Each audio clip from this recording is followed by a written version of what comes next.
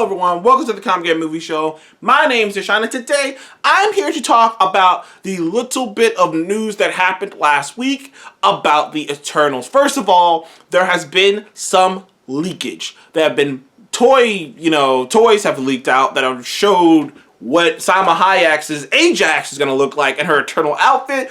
And it's a beautiful outfit, and it's kind of typical Marvel, where they'll take the outfit from the comics and go, okay, this is a bit ridiculous, but we're going to take the color scheme, we're going to take a couple of the designs, we're going to approximate it to make it functional and to make it actually look like something someone would wear. And that's what they did with Salma Hayek. And she looks gorgeous. I mean, Salma Hayek, she's beautiful. I mean, the woman's drop dead gorgeous. Literally, she walks in the room, you'll drop dead. That's how gorgeous she is.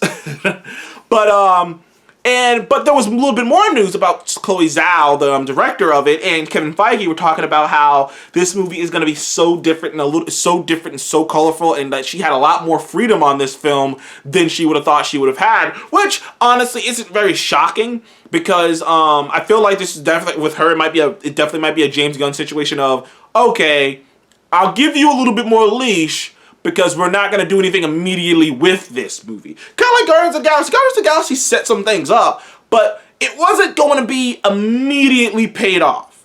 Yeah, I think Guardians of the Galaxy came out in 2014. The next Guardians didn't come out until 3 years later. You know, nothing was going to be immediately set up on. And the Guardians didn't interact with the Avengers for 4 years after that one. So it's like nothing was going to be immediately set up. Nothing had to be immediately paid off.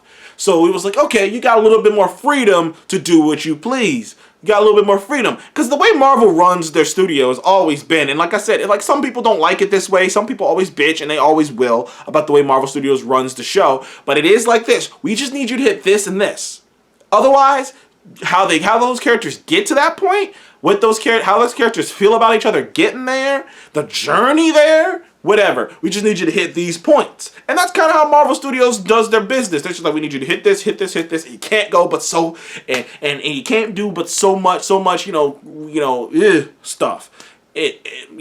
much, blood, can't do no blood and gore or anything like that, but you gotta hit this, and that's about it. And then you do and then you can kind of write yourself around it. And some people can work within that system. Obviously, Taika Waititi and James Gunn did. Clearly, they came back to make more. If they didn't like what happened, they wouldn't have.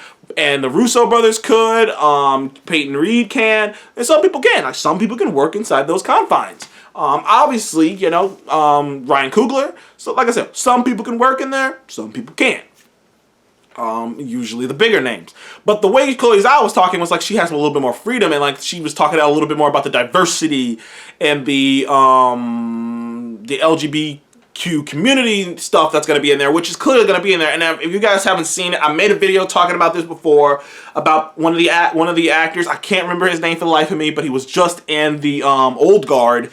He was the same actor was just in the Old Guard as a member of their group, who was with that one French guy.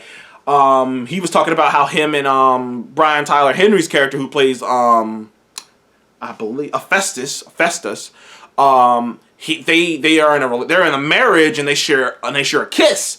And I remember talking about that in a video, and I talked about how, oh my goodness, it's gonna be so stupidly controversial. It's gonna be so stupidly controversial. There's gonna be so many people talking shit about this. It is gonna be just like, oh my god, why? Like that's exactly what I was thinking. I was just like, this is gonna be so stupidly controversial, and it's gonna be a big deal. But you can believe for sure on this channel, depending on how they handle it, which I know it's the MCU, so they're probably gonna handle it tastefully. It's probably not gonna be in your face. The movie isn't about that.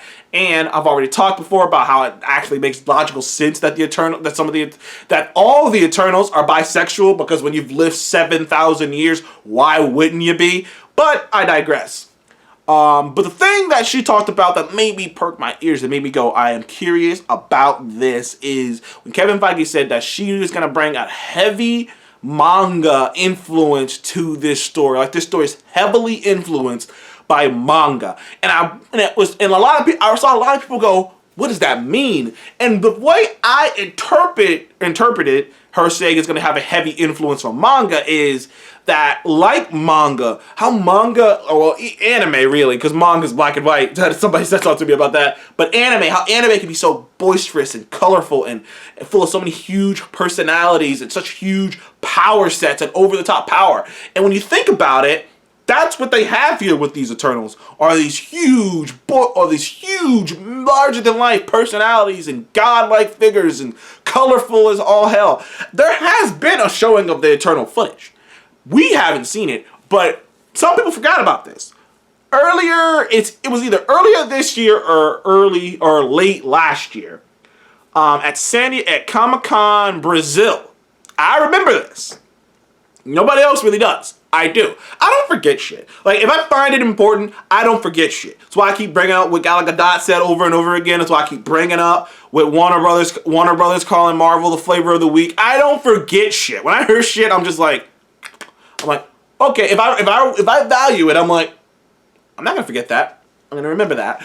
But and a lot of people forgot. They showed footage at Comic-Con at I guess it's called Comic-Con Brazil. I don't know if it's called Comic-Con Brazil, but whatever. And everybody there said that the best thing they saw at the whole Comic-Con, DC was there, Marvel was there, other people were there. The best thing they saw was that Eternal footage because they said it was gorgeous. There was this girl who used to be on Collider. She had glasses. I can't remember her name for the life of me. And she's not a big comic book person. In fact, she would come on there most of the time and be like, oh, well, I wasn't into it. And she was glowing about that footage. She said it just looked beautiful. It looked so amazing and colorful and boisterous. It looked otherworldly. And I was just like, and that's where there's going to be manga influence. It is going to be so colorful and boisterous, and the power of the characters and the personalities of the characters. Because like in anime, everyone's so over the top. Of course, you over the top. They're either over the top low or they're over the top high. And I've got a feeling that there's going to be some big boisterous, colorful personalities with a colorful cast and powerful people, and it's gonna be very manga-like in that sense, and maybe even might be directed a bit like a manga. I'm curious. This Eternals is the biggest freaking. I have to admit, I am super excited for Eternals because the possibilities are endless. And if you haven't picked up on an Eternal comic book, which, why would you have? Check out Neil Gaiman's Eternals. It is a fantastic book. It is a very interesting thing. Now, they're doing some different things with swapping some of the races and swapping some of the sexes, but the idea that they're playing with here is very cool, of the idea that they're eternal beings, so they've lived across the world and stuff, and they've inspired religions, and, there are deities based off of them. Like Makari is Mercury. He's inspired Mercury. But in this version, it's a woman, and I guarantee you that the way they're going to play it up is, I know they're going to play it up is like, because she has short hair, is that, oh, well, we've seen her with men, and she's super fast, so we just figured it was a man. Because she's kind of, she's a smaller woman. So we just figured it was a man. It's like, and I got a feeling, but like I said, with the Eternals being, having a gay and bisexual, that makes sense. But like, the thing is, the leads of the story are still Gemma Chan and your boy from Game of Thrones. Where did I forget his name? I forgot his name off the top of my head, but your boy from Game of Thrones who played Jon Snow. Those two are the leads. Their love story is the leads. So it's still a regular, woman and a man lead. So it's still the actual romance that it's around is still, the traditional romance. So it's a give and take. Like, and I feel like that's what Marvel's gonna do with this movie. It's like, look, we're giving and taking. You get a badass scene of the Black Knight murdering people with the ebony blade, which is awesome. I can't wait to see that Black Knight armor, and I can't wait to see what the ebony blade looks like. I can't wait what they come with, because the ebony blade has been a lot of things. If you don't know, the Black Knight is going to be in this movie, played by your boy who played Jon Snow. I always forget his name off the top of my head, but played by your boy who played Jon Snow, and he will be, and the ebony blade will show up, and in the comics, the ebony blade has taken many forms, most notably as just this badass black sword that has it has a curse on it, and the longer you hold it, the more it fucks with you and twists you, and it's like the Ring of Sauron, except as a sword. That's basically what the ebony blade is, and it's powerful. It gives you abilities, makes you a badass, but it will fuck with you. You hold it too long, man. You use it too much, it'll get to you. But it's had many changes. One of the changes was it was made into a lightsaber. You know, playing up the idea that some people think that Excalibur, like Ancient Aliens, they play with that idea that Excalibur was just a lightsaber, because like the description of Excalibur in the books doesn't actually, like, it describes it as a sword, but it's just like a sword of light, a pure light. So they're like, maybe it was an actual lightsaber. So the idea of it being a lightsaber. But yeah, Black Knight has gone through many different changes and many different things. So I can't wait to see what they do there. The Celestials, man, there was this image that was fucking awesome of the Celestials being like a tower tall. Like, they were so tall that the clouds came up to their kneecaps. That the clouds came up to like here, bruh. The clouds are here. They were the size of mountains. And they were just casually walking on Earth like, it's a piece of shit planet. It's alright, I mean, it's alright. A little small, don't you think? Like, and like, there's this image of an Eternal turning and, no, not Eternal, a Celestial turning and looking, and you see the moon, and the moon's about this big. He just turned and looked, and the moon's about that big. Like, it is real. Like, I kind of get the anime thing, because it seems like they're gonna go way over the top, and I am here for it. I'm excited for Eternals. If everything went as planned, I'd be it pisses me off because I know if everything went as planned, we'd be on the second trailer right now. We'd be on the second trailer, and the next month, we would be on the final trailer, and then we would have. And then we'd be arguing about, you know, clear, like the teasers that were like, just stop showing shit, stop showing clips. But damn it, man, it pisses me off.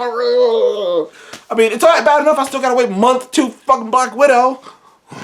Anywho, thank you guys for joining the Comic Game Movie Show. Are you excited about Eternals? And what do you make of the anime inspirations that this movie is gonna take? And what do you think of Chloe Zhao having a bit more creative freedom? Her being so ecstatic. She was so hyped about this movie that the recently Neil DaCosta, the actress, the woman they hired to do Captain Marvel 2, was getting excited. Just listen to her talk about her experience with Marvel Studios. So. Woo! Can't wait. Thank you guys for joining the Comic Game Movie Show. Please be like, subscribe. I'll see you in the next one. Goodbye.